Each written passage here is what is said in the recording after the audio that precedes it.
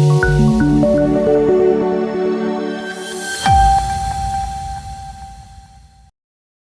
દર્શક મિત્રો, ગરવી ગુજરાત ન્યૂઝમાં આપનું સ્વાગત છે। આણંદ તાલુકાના રાવડાપુરા નજીક નેશનલ હાઈવે નંબર 48 પરથી પવનચક્કીની વિંગ્સ લઈને પસાર થતું એક ટ્રેલર ડિવાઈડર પર ચડી જતા અકસ્માત સર્જાયો। આણંદ તાલુકાના રાવડાપુરા નજીક નેશનલ હાઈવે નંબર 48 પરથી પવનચક્કીની વિંગ્સ લઈને પસાર થતું એક ટ્રેલર ડિવાઈડર પર ચડી જતા અકસ્માત સર્જાયો છે। આ અકસ્માતમાં કોઈ જાનહાનિ થવા પામી ન હતી, પરંતુ ટ્રેલરને ભારે નુકસાન થયું છે।